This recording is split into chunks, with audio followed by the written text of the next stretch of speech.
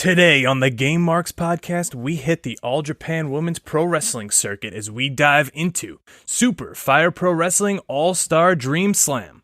How does this 1994 Super Famicom game hold up today, and will we play it forever? Woo! Or future endeavor? You're fired! Plug in and put on those nostalgia goggles because this week's Game Marks podcast starts now.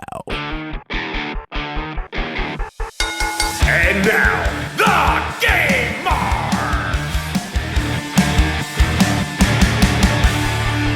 Welcome to the Game Marks podcast. My name is George Feast. And I'm Johnny Clash, and this week we are playing Super Fire Pro Wrestling All-Star Dream Slam. And as always, guys, we love to hear from you, so please leave us a review on Apple Podcasts and make sure to subscribe and rate this podcast wherever you choose to listen, and join in on the conversation on all forms of social media at Game Marks Pod. Johnny, my friend. George frickin' Feast, how are you? I'm doing well, man. I finally got my Pro Wrestling Tees store order. I'm very excited about that. You picked up those Game Mark shirts? Oh, absolutely. I had one that I was missing from the collection, so I picked up that. Also, supported some friends of the show, and even picked up a pretty sweet Pro Wrestling Tees hat. There you go. That's the thing. Like, every time there's one of those sales, I'm like, oh, every single one of my friends just came out with a new shirt. Who's getting the 3 I order this time? And there's a good chance that you or I probably designed them. That's a very good chance, or we combine them together. So last week we played Matt Mania, which was directly linked to the Mike Herman interview the week before that, which was directly linked to the WrestleFest episode before that. So here we are today. We're done with that trilogy, and we are moving on. I wouldn't say one of my favorite series, but I will say this. Oh no, it is well known your love for this game. I'll say this, though. Every time we play one of these games, whether it's on Twitch or for an episode, there's some sort of excitement that I'll like it. Like, I do go in pretty open-minded, like, okay, people really like these games. Let's see what this is about. I have a really good feeling this time.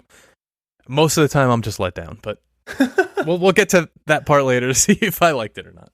Now, just to jump back really quick, there was a little bit of breaking news regarding, this is still kind of related to last week, a little bit of breaking news regarding Retromania. Mike Herman actually did an interview or a live stream where he said that they are pushing back the launch until August. Okay, good. And you know what? Some people were bummed, some people were upset about it, but I honestly look at it this way, and he said this in the interview, they're not putting out a half-assed game. Like, they want this game to come out and be 100%. They don't want it to be where they release it and then they got to release patches for the next couple of weeks to try to fix errors that people are finding. They want the game to come out and just be done and be ready and be playable from launch. So kudos, and I think I could speak for John and most of the Game Marks when I say we appreciate your dedication to your craft and making sure that you are giving us a proper launch title and, not following in the footsteps of some other less than perfect video games that were launched. That was actually a tweet I saw that someone wrote to Retromania. Just put it out broken. They wrote, nope, we've seen that movie before. Yeah. No way is that happening. So last week was pretty big in gaming news, which we will get to shortly, but man, the PlayStation 5 just took the world by storm. All right, so let's talk about this really quick. The look of the console. I'm gonna invite everybody right now. Throw it in your Google machine and just type it in. I'm gonna do it with you right now. Just type in PlayStation 5, and I just want to talk to you about this console. I saw someone actually tweeted that it looks like the Barclays Center, and then it was a side-by-side, and they were pretty much the identical design. Oh no. They're right. It looks like the Barclays Center. I actually like it, though. I think it's pretty cool. The design for this is better than that weird jetpack thing that we had last, that concept art, I guess, that we saw. Yeah, but honestly, there's not much negativity around this. People seem to like it. They're saying, like, this is what a future console should look like, and it does. But on the flip side, I've seen some great memes where someone put, like, 2 pieces of paper next to their modem, and they're like, look, I got the new PS5. I'm on I like fall right in the middle. I agree that this is exactly like this looks futuristic. This is great. Like it looks like technology from the future. Like, you know, you see a sci-fi movie. This is what everything looks like in that movie. At the same time, I guess my biggest pet peeve, I would say, it's a lot of white. And for me, like a white controller, a white console, like my computer case is white. I have to dust and clean the thing. Like white shows dust and dirt so much. So to have like a white controller that you're going to be holding all the time, I just imagine like you got to make sure that your hands are clean. No grimy outside hands when you're coming to touch no Doritos with these controllers. Yeah. But how about before we go on, why don't we throw it to some gaming news so we could come back and we could discuss a bunch of stuff. Let's do it.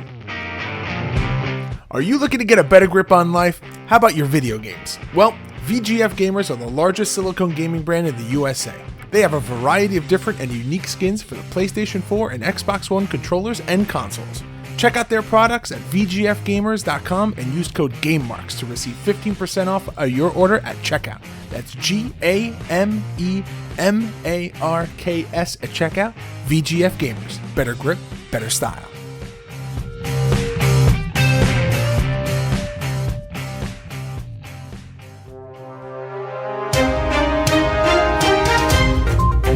All right, so we saw the PS5 event was Thursday of last week. One of the biggest games that was missing from that was Call of Duty 2020, which people speculate to be called Call of Duty Black Ops Cold War. Word is it's in a messy state at the moment, and it doesn't sound like the game is going to be revealed anytime soon. But they did reveal close to 30 PS5 games. It is crazy to see that with the popularity of Warzone and Modern Warfare right now, that there was no even teaser, nothing. It must be in a pretty bad state. So here's my thoughts on Call of Duty.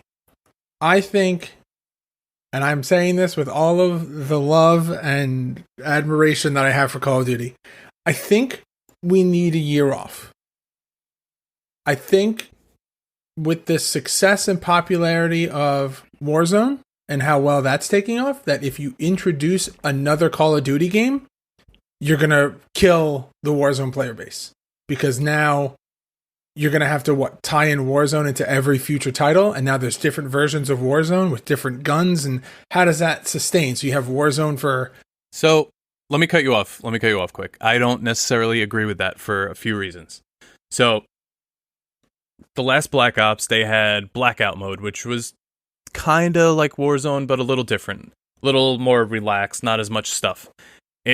When they added the classic version to Warzone, it was very different. So I feel like the Blackout crowd and then the Warzone crowd could be completely different, or it's an upgrade. So now we have Black Ops Cold War, which should be the return of zombies.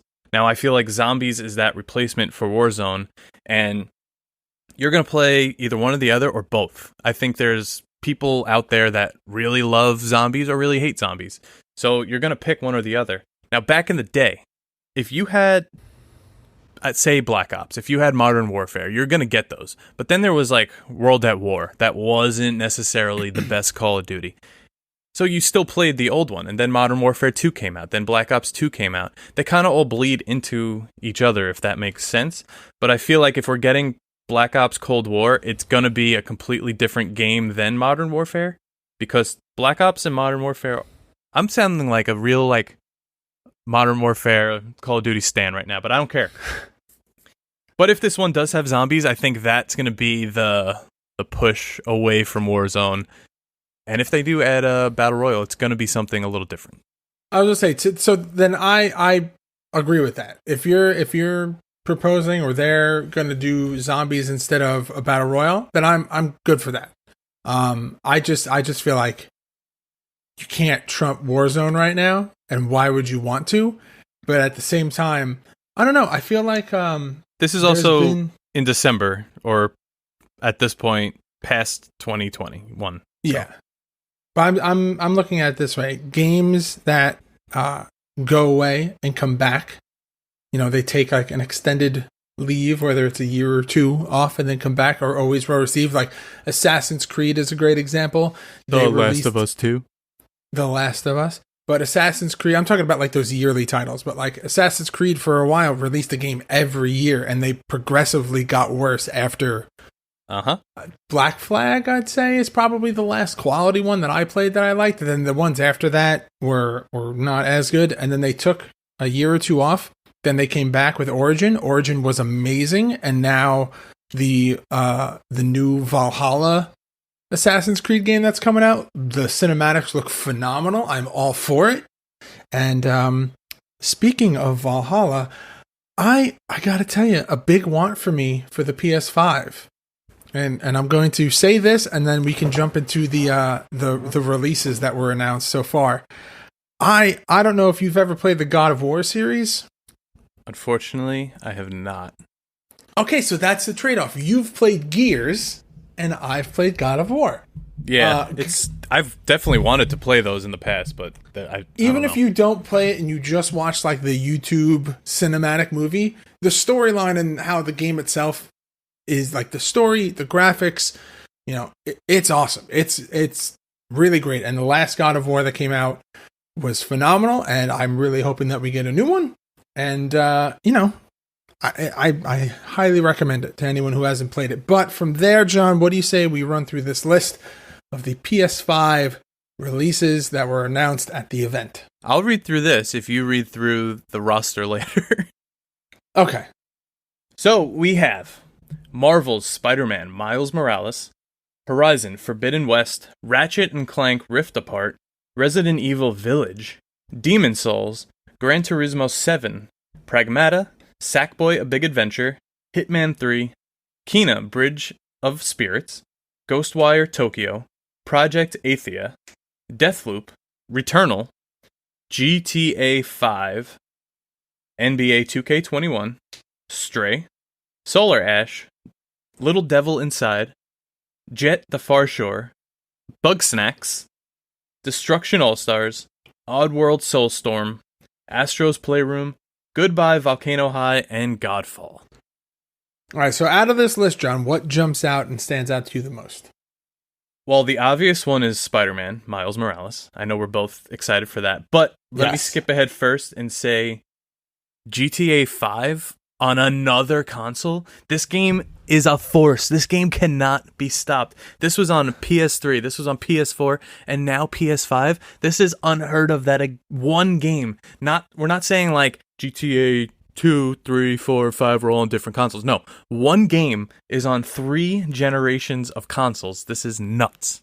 I mean, it's a juggernaut. It's the game that won't die, but for all of the best reasons. Like, they keep coming out with content. They keep releasing events and new cars and heists, and Rockstar's got it, man. They know what they're doing. Rockstar's got it. The other ones I could be excited for, Resident Evil Village. That looked very different from the other Resident Evil games if you watch the trailer. It's not very like a dreary city. It's more, it almost felt like western-y. Does that make sense? Yeah. And I didn't know they still made Gran Turismo, but good for them. Yeah, Gran Turismo won't die. It's here to stay. But Spider-Man Miles Morales. Now, I've admittedly said here that I haven't beaten the Spider-Man game yet, which I very much plan to do in the near future. But Miles Morales is the star of Into the Spider-Verse. But as George told me off air, you run into him at the end of the Spider-Man game, which leads into Not at the end. He's throughout the whole game. He's there the whole time. Okay. But my excitement and my expectation, having played the first Spider-Man game for the PS4, is that you will get some amazing costumes for Miles Morales. I'm assuming there will be some kind of cartoonish, cel-shaded version like the Into the Spider-Verse movie, which I cannot wait for. The games on this list that stand out for me, so Horizon Forbidden West is the sequel to Horizon Zero Dawn, which is awesome. Great game. Highly recommend checking it out. I think Demon Souls may have something to do with the Dark Souls series, which is great. Sackboy is actually Little Big Planet. Yes. Which is from the PS3. And wasn't that your nickname in college? Sackboy or Little Big Planet? Either way, I'm offended by both.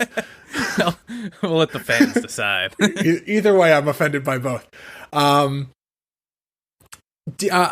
There's so many. Hitman, the Ratchet and Clank series is again like a juggernaut, can't be stopped on multiple consoles, going back to the PS2. Like these are great. These are great. The future is bright for this console. And I gotta say this. This is going to be very interesting thought here. How long before this console releases do we get a special edition, like black version or like charcoal or like some kind of like off-color variation of this console? There's no way it's going to stay that color. No way. And then this console itself is already really thin. How do you get like the PS5 Slim? How does that work? Well, you see, we already have the Barclays Center edition. Maybe they'll go to like Nassau Coliseum version. They'll have an Islanders version where it's all decked out in Islanders gear. But also PS5 is set. They filed for a few trademarks, and one of them was something to do with AI, where I believe they did this in the past. But say in a sports game, someone rage quits, your game's over. You could go maybe like 3 or 4 or 5 games in a row where you're winning and people just quit and you just don't finish the game or someone disconnects. But from here on out, I think AI is going to take over that person's controller and they're going to kind of like adapt to how the person played, which is kind of cool. Huh. I mean, I feel like that should have been done a long time ago, but I'm a big fan of that because in NHL, I could play here on a Saturday morning, play 3 games, and out of those 3 games, someone's quitting probably 2 of them. I was to say, I feel like rage quitting is not just a sports game thing. I feel like it's everything. You could do 1v1s in Call of Duties. It's in every game. Valorant, I experience it a lot with people rage quit in every game. It's not, but that's a very interesting idea and something that you would have thought that they would have implemented, years and years ago. But that's like a Madden or an NHL did it years ago. Yeah, I almost want to say I feel like there was a wrestling game that did it at one point. All right, so I think we've taken up enough time with PS5. People are probably sick of hearing it by now, especially this is a few days after the event has taken place. So what do you say we throw now to the question of the week? Let's do it. Finally, the Game Marks podcast has our own pro wrestling tees store. Brace yourself because the Game Marks podcast is now on ProWrestlingTees.com, featuring multiple designs created by us. Head on over to ProWrestlingTees.com/GameMarksPod today to play it forever. All right, John. So this week, it is your question, but let's do a little bit of follow-up from last week's question where I asked everybody, what are some new features in video games that you like, and what are some new features in video games that you don't like? Some people said QuickTime events. Some people said loot boxes. That seemed like the big one, loot boxes and crates. Yeah. And I'm actually surprised that I forgot about that one, but yeah, 100%. That is right there on the money. That's it. Yeah, all right. But this week, I got an interesting one for you. So, George, and all of you, would you rather be stuck with WWE 2K20 as your only wrestling game forever, or have had the N64 never existed? So I get to have all of my memories and the joy of playing the N64. No, it never existed. No. But if I choose the first one, so you said rather being stuck with 2K20 as your only wrestling game forever. So I still get like my childhood memories of playing the N64, but from here on out, from the release of 2K20, I can only play 2K20. See, like you're finding loopholes now. It's your question. I'm asking you a question. Yeah, I guess, but you can never play. But I can't go back and ever play it again. I'm just stuck playing. So I have the memories up until 2K20 release, and then I can only play 2K20 forever. Yes. And the other option is if I don't do that, I can play any other game, but the N64 doesn't exist. Right. Fuck. Dude, I think I'm getting rid of the N64. What? Ah, no.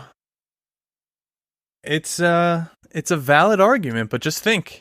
If you got rid of the N64, you would have been stuck playing Attitude, Warzone, at least that until but then I also get, SmackDown came out. I say then I get SmackDown. You're only getting And, SmackDown and SmackDown 2 after Attitude and Warzone. And then I get all the SmackDown vs. Raw series. And well, that's PlayStation 2. You would have got that anyway. But wait, if there's no N64, is there no GameCube and Switch? Like, is Nintendo just dead? Just no N64. Come on. All right, you know what? I'm gonna say I'm gonna be stuck with 2K20. So at least the N64 exists. I just can't play it. I'll take one for the team. Man, okay. Yeah, see, this is hard. Yeah, that's why. And you're yelling me to hurry up. There's a lot of factors to take here. I'll say this for me, the N64. I only had No Mercy for a very long time. And throughout the years, I started buying all of the other N64 games. So for me to lose out on just No Mercy, I think I'd be okay with it. Because I did have... Oh, but then what about like Pokemon Stadium and like Hey You Pikachu and Pokemon Snap? It's Star Fox 64. GoldenEye. Dude. You're going to deny the world GoldenEye? All right, fine. I'll be stuck with 2K20 forever. All right, so it's me and you playing 2K. It's me and you playing 2K20 forever, and I'm imagining maybe like 5 people online, and then the rest of it, we're taking the bullet for the team here. Oh, that's really going to suck. Good thing it's not real, and it's only the question of the week. So now we pose this question to you. Our faithful listeners, would you rather be stuck with WWE 2K20 as your only wrestling game forever, or have had the N64 never existed in your life? Sound off. Now, George, it's a nice hot day. I'm ready to take a plunge. Are you ready for the deep dive? Let's do it. Hey guys, Johnny here. While we love talking about video games and wrestling here on the podcast, we wanted to share with you a new offer from our friends at Stitcher. An enormous amount of shows and bonus episodes are available on Stitcher Premium, such as Office Ladies, Comedy Bang Bang, WTF with Mark Aaron, How Did This Get Made, Bitch Sesh, True Crime Garage, Marvel's Wolverine, and plenty more. Right now you could sign up for Stitcher Premium for only $4.99 a month or $34.99 a year using our code GameMarksPodcast. That's all one word. Head on over to Stitcher.com/premium for this amazing deal and a free month. That's Stitcher.com/premium and use code GameMarksPodcast. That's all one word. Game on, Marks.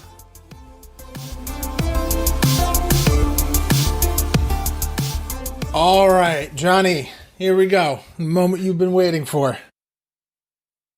Super Fire Pro Wrestling All-Star Dream Slam, also known as Fire Pro Joshi. All-Star Dream Slam, released July 22nd, 1994 for the Super Famicom. We may know it as the Super Nintendo. We've covered this multiple times on the podcast. Famicom is Nintendo. Super Famicom is the Super Nintendo. Developed and published by Human Entertainment. Now, Human Entertainment published Fire Pro games up until Super Fire Pro Wrestling X for the Xbox 360. And, you know, on the list, Johnny boy, cannot wait to go and visit that one because, you know, like today, very excited because I know how much you love the Fire Pro Wrestling series. Yay! Let's jump into that gameplay, Johnny. What you think of these controls? It's a Super Nintendo game. They're super simple, super easy. Let me know what you thought. They actually were super easy. So you basically had a kick, a punch, a specialty striking move, and run. So the beautiful 3/4 turned Fire Pro ring makes its return to my life. Now, I felt like this one was a lot easier to navigate and a lot easier to run and hit a move. It was still hard than the current games, but I get that because I'm sure they're more advanced. But I was at least able to pull off a few running moves at you, which made me a little bit more at ease playing this one than the newer ones. But the grapples were pretty cool. The strikes were pretty cool. I did like that everyone had their own unique moveset. So, you could have like a rolling kick, or you could have a drop kick, like a standing drop salt type kick. You could slap the taste out of someone's mouth and little stars appear. It was pretty cool. I actually, I did like what the gameplay had to offer. Yeah, it felt it's a little less developed than the other Fire Pro title that we've played we played one or two. We played one on the live stream, and then we actually had an episode for Fire Pro Returns. That's where we're at. Yes. It feels a little underdeveloped in terms of what we've come to play on, our previous playthroughs on games, but it still felt like Fire Pro had the same camera angle. The grapple system worked the same. There were some language barriers to overcome. We threw it back to Johnny's handy dandy Google Translate, and that's how we navigated through the game. And I mean, as always, great comic relief. As always, your game modes here are exhibition. I'm sorry. We haven't said it in a while, so I have to correct myself. I apologize. You have exhibition match. You have your open league round robin competition where 8 wrestlers compete against each other, and the wrestler with the most victories wins. You have your one night tournament where you have 8 wrestlers in a regular tournament, with the last wrestler or surviving team winning. And then you have your elimination match, which is exactly what it sounds like. You have 5 women, and it's an elimination style. Last surviving person wins. You have your battle royal, which is like a fatal 4-way, I guess. 4 wrestlers wrestle against each other in the ring at the same time, and again, the last wrestler standing wins. Now, George, we didn't even mention this part yet, but you read something saying it was a 5-woman elimination style match. So this is an all women's roster. We didn't even get to that part. That slipped over my head. Yeah, this is all female wrestlers, and there are definitely some obvious standouts of people that you will know, and there are some that you will not. But man, these little pixely 8-bit sprites. I feel like we've spent a lot of time talking about sprites the last couple of weeks, and these are up there with some of the good ones, given the time frame that this came out. Yeah, these were actually really good. The colors were very bright and vibrant. The gear on the wrestlers was very bright and vibrant. I'll say this, the crowd looked pretty good for the crowd stickler himself. We did get a lack of entrances in the game. There was no entrances. Yes. We just kind of got the generic like in-ring entrance, which was kind of cool because it was like blacked out, and the 2 wrestlers had spotlights on each other, and the announcer did its thing. But the crowd itself looked really good. The whole arena looked good. The ring had the All Japan Women's Pro Wrestling around it, and you could actually change that as well in the options. You could change the color of stuff. So this is where we start to see Fire Pro Wrestling become the customizer's dream. But everything from the individual spectators in the crowd to the cameraman, it looked pretty damn good. Yeah, and each person, when they're doing their little, I guess, introduction in the ring, when they're getting announced, they have individual poses. Bull Nakano actually has like a robe that she takes off with like nunchucks and stuff. Like it's a lot of detail for a Super Nintendo game. I was very impressed by that. And then, just jumping really quick back into your match. So you have your match types, and then there's a sub menu, which is your match options, where you can select a lumberjack match, which is not a lumberjack in the terms that you and I may think of it, where there's actual other wrestlers outside the ring, and it's chaos and pandemonium, and people get thrown back into the ring. This just meant if it's a lumberjack match, you can't go outside the ring. You can adjust the time limit, you can adjust the tag settings, whether it's you can have interference on, or if it's a handicap match, whether it's both people in the ring or not.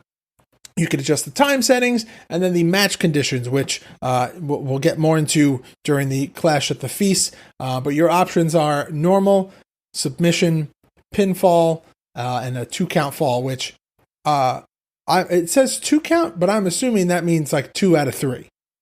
I really don't know. It could be a 1-2. Remember Big E used to do the 5-count? Maybe this is the 2-count. Oh, okay.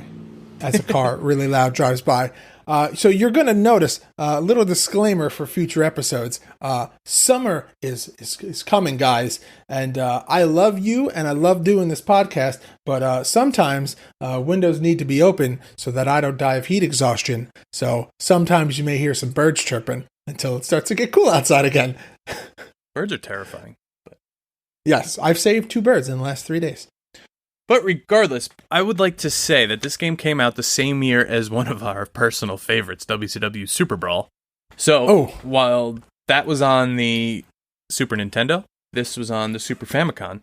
So, I felt like the gameplay and the look of the ring, the look of the arena, the artwork, everything on this looked way better. It felt better.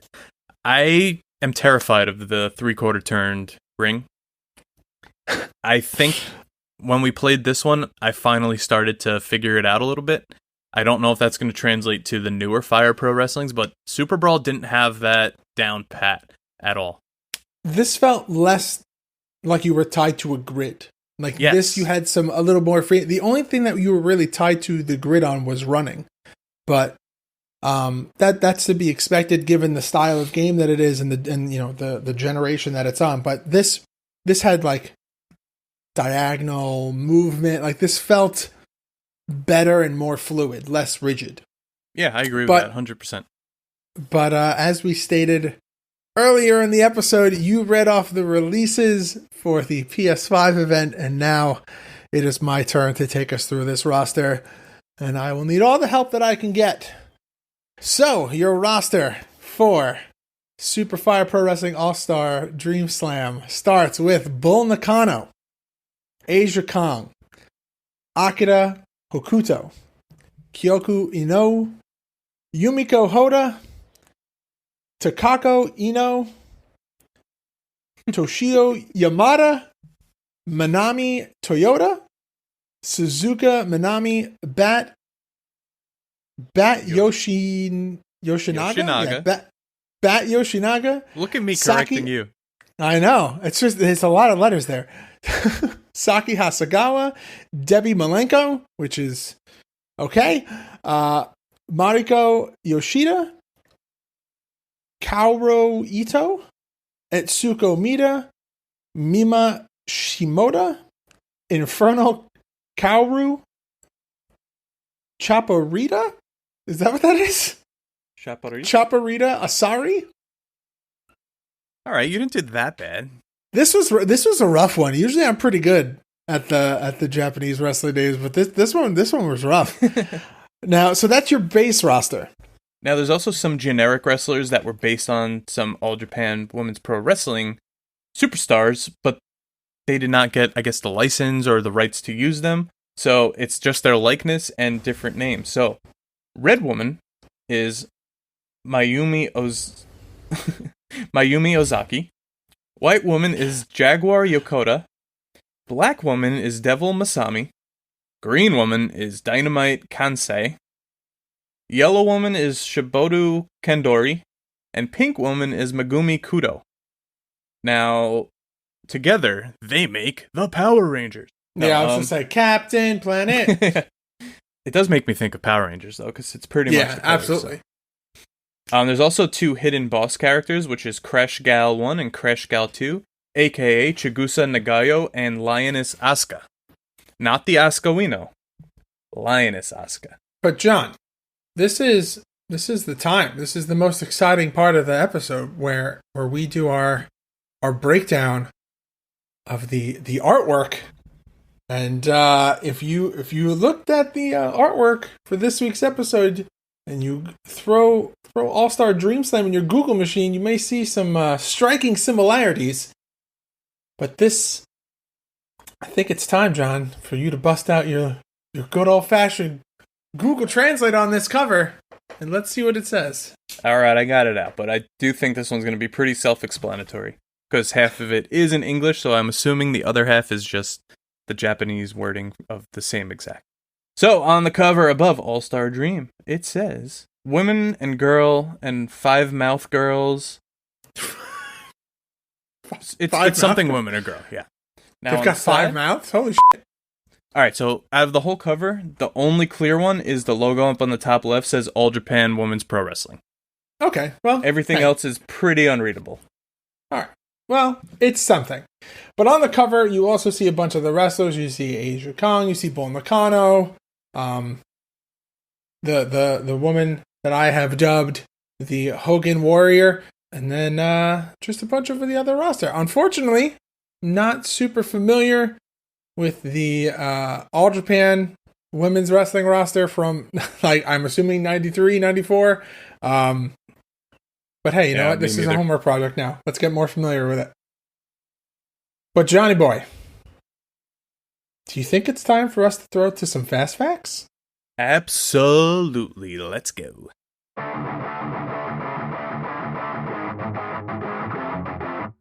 This is the first game in the Fire Pro series to be officially licensed by a professional wrestling promotion, All Japan Women's Pro Wrestling. This game goes on eBay for about $5, with the complete set going for $12. In the beginning of her career, Debbie Malenko wrestled as Debbie Drake, but when she went to Japan, she began using the Malenko name with Dean Malenko's permission after being trained by Boris Malenko. Wow. Now, George, I wanted to throw in the fact about Debbie Malenko because she is going to be featured in our Clash at the Feast later. But before we get to that, I just want to say that, as usual, these games from 93, 94, they don't have many ratings. I couldn't really find much on them. So I will say the game FAQ user rating is a 3.17 out of 5, so it's kind of a little better than half. It's like an okay game in their eyes. All right, well, that's the R&R for this week, but I think it's time, John. I think it's time for us to talk about this week's Clash at the Feast.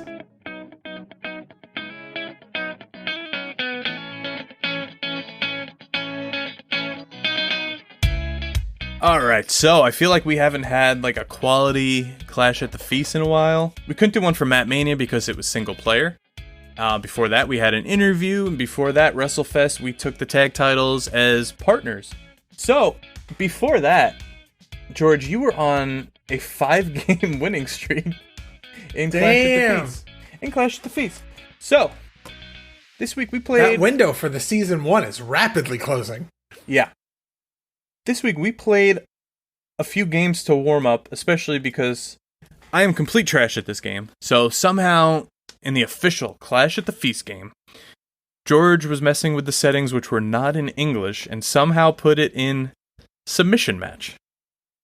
Fine. Do I know how to do a submission? No. But this was the game, Georgie. This was the game where I started lighting it up. This is where I started figuring out how to do different moves, how to slap the crap out of your face. And Johnny Clash as Debbie Malenko defeated George Feast as Kairu Ito. And the score now stands at George with a 20, John at a 10, and a tie at 1. Ooh, so you're at the halfway mark, John. This is great. Halfway mark, but your winner this week, Johnny Clash. I was going to say, now do me a favor and say that phrase that we haven't heard you say in a while. Play my music.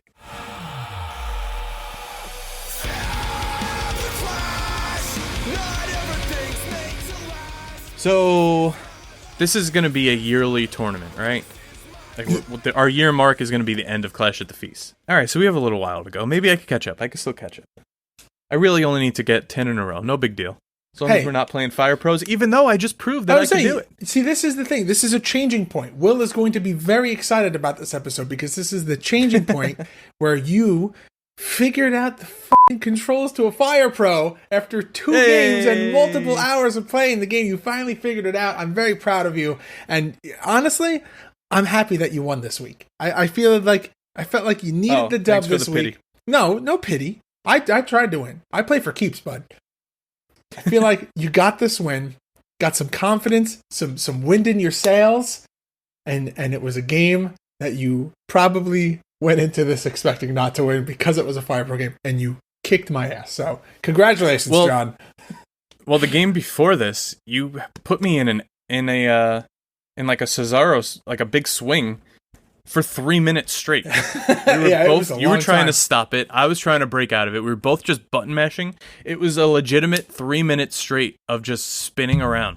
We both put our controllers down and like stood up and like walked around for a little bit and refilled water, and then we came back and it was still going.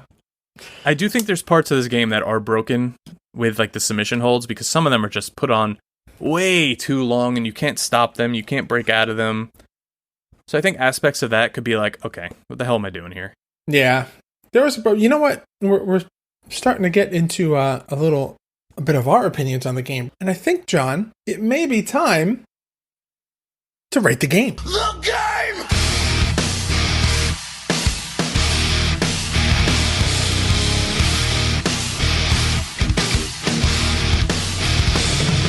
It's all about the king. Oh, baby. All right. I want to ask you first. Okay. George, Super Fire Pro Wrestling All-Star Dream Slam for the Super Famicom. Would you play it forever? Woo! Or future endeavor? You're fired! I'm going to let you go long-winded on this, so I'm going to keep my answer short. It was a fun game. I think there are better Fire Pro games, and for that, a future endeavor. You're fired! So that was my answer, John. Short and sweet, just like I said it would be. So, Johnny Clash, your opinion on Super Fire Pro Wrestling All-Star Dream Slam. Would you play it forever? Woo! Or future endeavor? You're fired! All right, so I think I'll say this. I actually had fun once I started figuring out the controllers. That's Fire Pro. I think part of the game is still broken, like I said. I think there's still aspects that were not good that hopefully they fixed later on. That's Fire Pro. I also think we're inching closer and closer to me liking a Fire Pro game. Oh my God, I can't wait. However, we're not there yet. I'm going to future endeavor this one. You're fired! Ooh. So here's my thought. Here's something I want. But if you are a listener, you've played Fire Pro, maybe, a few of the games.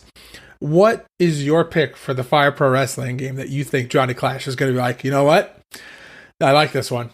Let's get some ats at Game Marks Pod on Twitter and let us know what you think the game that Johnny Clash will like is. So here's the thing.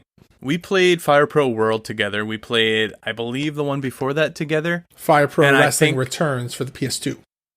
I think that's a little not too advanced. I think I need to start with like these Fire Pro games so I could get used to the way they are and like work up that way. I can't just be thrown into Fire Pro World not knowing what I'm doing, being like, oh, okay, I love this game, because I don't. Dorian Graves, a fellow Creator Pro wrestler, has been trying to tell me to buy this game for months now because he's obsessed with it. He has the whole Cap roster in there. The whole indie scene in New York is in his game. Dorian Graves, for those who may not know, is one half of Massage Envy, now Massage Force, former tag team partner of one VSK, friend of the show VSK. And maybe when we do the official Fire Pro World episode, we'll get both of them on. We'll do a little Massage Force / Envy reunion here on the pod. I am 100% down for that. But George, why don't we tell them what we're playing next week? All right, John. Well, next week on the podcast, we are diving into the world of Xbox as we play WWE Raw. Ooh, also known as WWF Raw. It depends when you bought the game and which version. You think it's time to put a bow on it, Johnny? I think it's time to wrap it up. All right, well, that's going to do it for this week on the Game Marks podcast. Please check out our Pro Wrestling Tees store at prowrestlingtees.com/GameMarksPod. It is currently the best way besides listening to support the podcast. And be sure to follow us on all forms of social media at GameMarksPod. Leave us a review and a rating on Apple Podcasts and subscribe wherever you choose to listen. Thanks for hanging out with us this week. You can now remove your nostalgia goggles and return your seat trays to their full upright position. Johnny boy, say goodbye. Game over, Marks.